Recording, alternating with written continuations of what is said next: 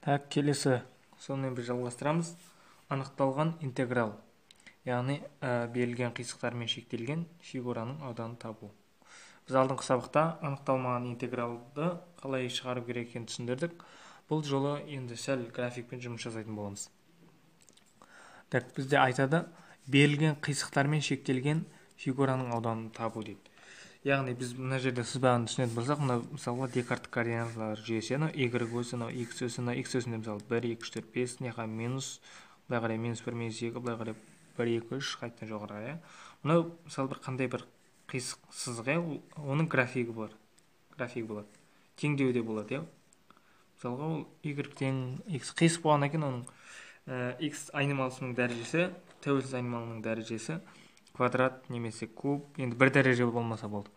Осымен шектелген, және ол x өсінде екі нүктеден шектелген. Осы кезде мына фигураның ауданын табу. Так, оны табу үшін Ньютон-Левинс формуласы бар мынадай. a v fx көбейтілген dx тең f от x, a v тең f v минус f a. Енді бұны бірден түсіне салу қиын. Мысалы қарайық, біз түсіндірейік. Интеграл a v, мына жерге интегралдың белгісі a v деген мына x өсі бойынша шектелген нүктелер. Мысалы мынада минус 1-де 2 деген нүктеде шектелді ма, минус 1-де 2-ні мына жерге қоямыз, а мен б-нің орнына. Мынау fx, мынау қандай функция, мынау қандай функция. Біз әрқашан бастап алғашқы функция мына fx-пен белгілейміз, f от x үлкен f-пен. Мұнысында мынаның туындалғандағы мәні, немесе бастап функция, әйтеуір бір функция берілді, оған dx, яғни дифференциалды амалы көбейтіліп тұр, тең болады f от x, яғни осы функциядан біз не істейміз, алғашқы функция аламыз, яғни мына функциядан интеграл аламыз. Интеграл алуды алдыңғы сабақта көрсеткенбіз. Алғашқы, яғни осы функцияның алғашқы функциясын табамыз. Біз мынадай түзді қоямыз да, мына av-ні, яғни шектері деп айтады, мына шектеру жағын, ол x өсі бойынша ғана. Осыны жазып қоямыз, және fv, яғни алғашқы функцияға бірінші үстіндегі v-ні қоямыз. Одан бір сан шығады, қандай да x-тің орнына қоямыз. Одан кейін одан азайтамыз, fa, дәл осы жерге a-ны қоямыз. Одан кейін мынау l, мына қисық сызықтың ұзындығын табу, мысалы мына жерге дейін шектері берілген ұзындығын табудың формуласы. Енді бұл тестта оған аздау есептер келеді, ұзындығына көбінесе мынаған келеді.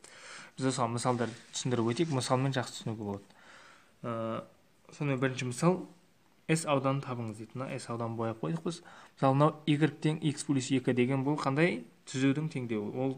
Ол түзудің графигі қалай орналасқан, міне, былай қиғаш түзу орналасқан. Енді осы мысалға оны шектеу керек қой, мысалы ол түзудің ауданын тап десеңіз болмайды ол былай. Осыны минус 1-де 2 деген нүктеде шектеймін, және оны осы түзудімен қиылықтырамыз. Сол кезде арасын бояйтын болсақ, мысалы жасылмен боялып тұр, осы фигураның ауданын табыңыз дейді. Біз енді мынау мысалы бір геометриялық жолмен шешсек те болады. Мысалы 0-ден 2-ге дейін, мына минус 1-ден 1-0-ге дейін болса, аралық 3, мысалы мынау 1 деген сияқты сызбамен шешуге болады. Бірақ бізде как всегда түзу бере бермейді, қисық береді. Мысалы онда қисықтар шешуге болады. Сондықтан мына біз бастапқыда көрсеткен формуланы пайдаланамыз. Так, интеграл деп жазайық, шешуі. Интеграл бізде қай нүктеде шектелген? Минус 1-де 2. Біз әрқашан мысалға минус 1 мен 2-ні салыстыратын болсақ, шектерін салыстыратын болсақ, қайсы нүкте үлкен, соны үстіне жазамыз. Асын, мысалы минус 1 мен 2-ні салыстырсақ, 2 үлкен, үстіне жазамыз. Енді берілген функцияны біз мына жерге жазамыз, x плюс 2. Енді оған dx көбейтілетін болғандықтан оны жақшаға алып қоямыз. Так, dx дегенде мына d деген дифференциалдау, яғни туындалу деген мағына білдіреді. Ал x-ті дифференциалдасақ, x-ның туындысы нешеге тең? 1-е. 1-ді нан көйтсек, ол өзгеріске ұшырамайды ешқандай. Бұл тек дифференциалдау амалын көрсетіп тұр. Енді біз не істейміз? Мынадан бастапқыдағы формулада көрсеткендей, ең бірінші алғашқы функция алуымыз керек. Біз алғашқы функция алуды алдыңғы бейне сабақта көрсеткенбіз, оны бірден қазір түсіндіріп өтпей қойдық. Мынаның дәрежесі қазір 1 ғой, осыған 1 дәреже қосылады, 2 болады, және сол қосылғандағы мәнін астына жазамыз 2. Плюс 2-ның туындысы, алғашқы функциясы 2x, мысалы 2x-тен туындалсақ 2-ге тең болады ғой. Енді біз таптық, біз мұнан таптық қой, енді жақшаға алып қойық, негізгі шығарылу жолы дұрыс болсын деп. 2-де минус 1-ді бұлай түзетіп жазып қоямыз, тең жалғастырайық. Енді біз не істейміз? Мына 2-ні қоямыз, одан кейін минус 1-ні. Мысалы көрсетейін, 2-ні қойдық, x-тің орнына 2-ні қоямыз. 2-ні қойсақ, 2-ні квадраттаймыз, 4, 4 текке бөлеміз 2, плюс мына жерге де 2-ні қоямыз, 2-ні өтеміз 4. Енді интегралдың формуласында азайту бар, және де жақшаға алып қойық. Минус 1-ді x-тің орнына қойсақ, квадраттасақ плюс 1 болады. Бөлінген 2, плюс 1 бөлінген 2. Минус 1-ді 2-ге өтеміз, плюс 2 минус 2 болады. Енді мұнан ортақ бөлім беріп, ішін шешіп алайық. Сырт 6 минус 2-ні берсек 4, минус 2-ден, минус 2-ден 3, минус 10 көбейтіліп плюс болады. 6 плюс 2-ден 3 дегеніміз ол 15 бөлінген 2-ні береді. 15 бөлінген 2 дегеніміз, неше болады? 7,2-ден 1. Яғни мұна қойылған фигураның ауданы 7,2-ден 1. Так, енді біз тездет екінші мысалға көшейік, бұл түсінікті болған шығар. Келесі екінші мысал. Мынадай функциясы берілген, енді бізге әрқашан графикті бере бермейді. Функциясы берілген және шектер берілген, шектелген фигураның ауданы табыңыз дейді. Интеграл. Бізде минус 2 мен 2-ның қайсысы кіші? Минус 2 кіші. 2 минус x квадрат бөлінген 2 көбейтілген dx. Так, осыдан алғашқы функцияны алып көрсетейік біз. Енді осыдан алғашқы функцияны алатын болсақ, бізде жалпы жаңағы графигін салып көрсетіп көрші мен мына жерге. Негізі өзіміз мән беріп шешіп көретін болсақ, график мынандай болады.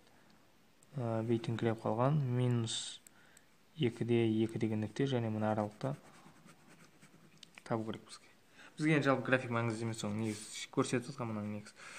Енді 2-ның алғашқы функциясы 2x, x квадрат минус 2-ның алғашқы функциясы, біз 2 дегенді ше, 2-ден 1 алдына шығарып жіберсек, x квадрат былай жасақ болады ғой.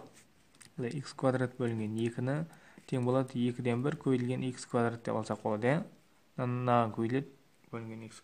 Ал бізде осында көбейтіліп тұрған саннан біз алғашқы функция алмаймыз, алдына шығарып жібере аламыз алғашқы функцияда. Мынан алғашқы функциясын аламыз. X квадраттың алғашқы функциясы x куб бөлінген 3. Осы 2-ден 1-ге көбейтілсе, x куб бөлінген 6 болады.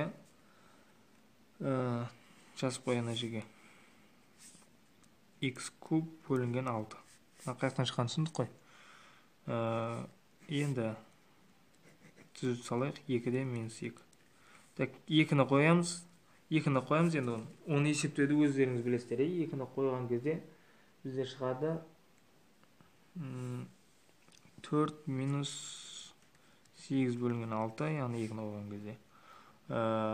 Плюс 4 минус 8 бөлінген 6. Так, осы жерден шығады бізде сында 16 бөлінген 3. Бұл немесе 4,3-тен, жоқ, 5,3-тен 1. Функция берілген фигураның ауданы. Келесі үшінші мысал.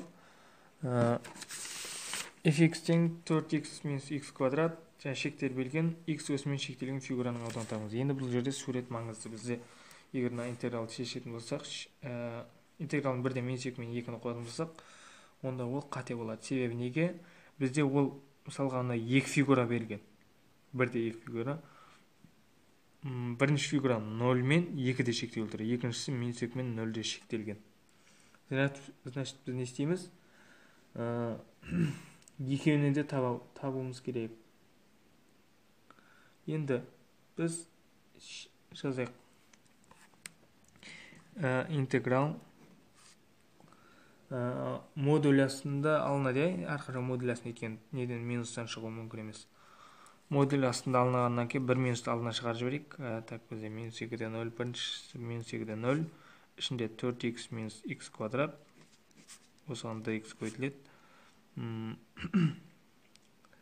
Плюс, яғни модулін екісі нәрсе шығады, плюс минус 0-де 2.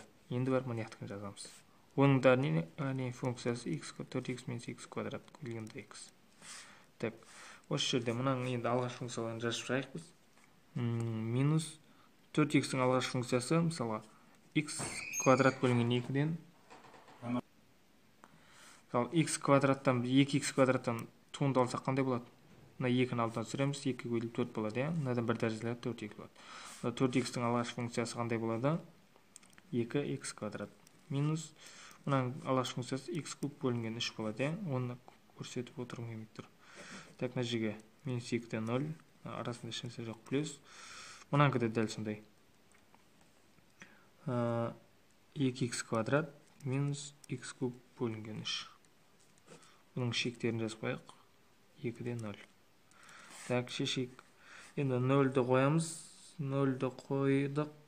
Жалпы ше, мынаны 0-ді қойып, мына біріншіден шыққан 0-ді қоямыз. Одан шыққан мәннен минус 2-ні азайтамыз. Сол кездегі мән бізде шығады 8 плюс 8 бөлінген 3. Одан кейін екіншісі мұны яқтан не шығады? Ояқтан дәл осыған қарама 8 бөлінген 3. Деген мынау қысқарып кетсе 8 9 16. Фигураның ауданы 16-ға тең. Так, бізде енді тездетейік. Y-тен ln x, яғни логарифмның несі? ln натуралы логарифмдердің несі? Графигі осындай қисық болады. Y1 және ол былайынан шектелген екен. Y өзі арасындағы аудан неге тең дейді. Бізде мынау e куб. Так, бізде Y-тен ln x функция Y-тен ln x. Ал ln-нің негізінде e деген нәрсе бар. Сонда оны қайтып жасақ болады. X тең e-нің біз мұнда жазаламыз. X тең e-нің Y дәрежесі деп жазаламыз, иә. Так, енді барып интеграл алайық бізде ыңғайландыру үшін. Интеграл қанша? 1-де 3. E-нің Y дәрежесінен біз модулясын алайық. Осыдан алғаш функция аламыз. E-нің алғаш функциясы да туындысы да өзіне тең тура. Сонда біз бірінші 3-ті қоямыз. E-нің 3 дәрежесі минус E-нің 1 дәрежесі. Біз бірден шығарып көрсете салдық. Келесі екі сызықпен шектелген фигураның ауданы. Енді ондай аудандарда бізде беріледі fx және gx деген мысалы қандай да бір екі функция берілді. Арасындағы шектелген ауданды табамыз біз. Бастық функциядан, яғни fx-тан gx-ті азайтамыз, модулясында алынады. Одан кейін шектері болады. Ал егер осындай функцияның шектері бермейтін болады, иә, екі теңдеу ғана берілетін кездерде біз екі функцияны бір-біріне теңестіреміз. Теңестіргенде осы функциядан шыққан x1, x2 түбірлері осы ауданның шектері болады. Мысалы, 5-ші мысал, қарайық, y тең x квадрат және y тең x плюс 2 сызықтармен шектелген фигураның ауданы табыңыз. Шектер бермеген. Шектерін табу үшін біз не істейміз? Екеуін теңестіреміз. X квадрат минус x минус 2 тең 0-нан бәрін былай қарай өткізіп жүрдік. Осы жерден x1, x2-ні тауып алайық біз. x1, x2 біреу минус 1 шықты, біреуі 2 шықты. Оны табуды білесіздер, оны біздің сабақта көрсетіп қойғанбыз. Так, енді бізде интеграл астында x квадрат минус 1-де 2, x квадрат минус мұнан x плюс 2. Так, мынада азайтамыз x квадрат минус x минус 2, әлде интегралды қояйық, минус 1-де 2, модуляс жақшаға қояйық dx. Так, енді бізде әрқайсынан алғаш функция аламыз. X квадраттың алғаш функциясы x куб бөлінген 3, минус x, алғаш функциясы x квадрат бөлінген 2, минус 2x. Енді алғаш функциясын алып болдық. Енді осыған, тегіне шектерін қойып қойын, 2-де минус 1. Енді осынарды 2-ні қоямыз, 2-ні кубы 8, 3-ке бөлеміз. Енді 8 бөлінген 3, 2-ні қойып 4, 4 бөлінген 2, 2-ке тең. 8 бөлінген 3 минус 2, 2-ке көдеміз 4. Мына жерде 2 шықты, минус 4-ке қосақ минус 6. 8 бөлінген 3 минус 6. Яғни біріншісінен сондай шығады, минус 1-ді қоямыз. Жалпы біз бірде мән көрсете салайық. 9 бөлінген 2 шығады. 9 бөлінген 2. Мына жерде параққа сыймай тұр. Келесі 6-шы мысал, тағы да осындай бір екі функция берілген, одан табыңыз дейді. Екеуін теңестіреміз, шектері жоқ өйткені бізде 3x минус x квадрат. Так, мына x квадрат плюс болып өтсе, мынаған қосылып 2x квадрат болады. 3x, неға минус 3x өтсе, мына минус x қосылып 4x болады. Тең 0. Так, екеуіне 2x жақшаларына жарсек, x минус 2 қалады, 0. Сыртынан 0 шығады, ішінен 2 шығады. 0-де 2 интеграл шектер. Так, 0-де 2, ішінде x квадрат минус x. Азайту дейміз де, анан азайту қойып, көйт шығамыз. 3x, нан көйділсе, плюс x квадрат болады. 6x тең. Бәрін алғаш функция аламыз. X куб бөлінген 3 минус x квадрат, на 1-де жалғыз квадрат минус 3x-тің алғаш функциясы. Бізде 3x-тің алғаш функциясы қаншаға тең болды? 3x-тің алғаш функциясы, мына бізде жер қате кетіп қапты, айбеткеніздер. Бұлай, x квадратқа x квадрат тұлсақ 2x квадрат болады, некен шектесек минус 4x болады. Осыдан біз барып алғаш функция аламыз. 2x квадраттың алғаш функциясы бізде 2х квадраттың алаш функциясы 2-ні алдына шығарамыз, 2-ні х куб мына бір дәреже қосылады және ол соған бөлінеді. Минус 4х-тің алаш функциясы 2х квадрат. Осыға барып негізін интеграл 0-2 болып жазылу керек. Осы жерге барып 2-ден 0-ді қоямыз. Енді 2-ні қойып тексереміз, одан шыққан мәнінен азайтын 0-ді қоямыз. 0-ді қойғанда бәріне шығады. 2-ні қойғандағы мәні бізде тең болады минус 8 бөлінген 3. Ал бізде аудан терістен шықпайды ғой. Сондықтан плюс 8 бөлінген 3 деп жазамыз. Так, бізде видеоның жалғасын келесі бейнесақтан көреміз. Сонымен біздің видео сабақтарымыз 3 бөлікке бөлінейін деп тұр. Мынау екіншісі. Сау болыңыздар.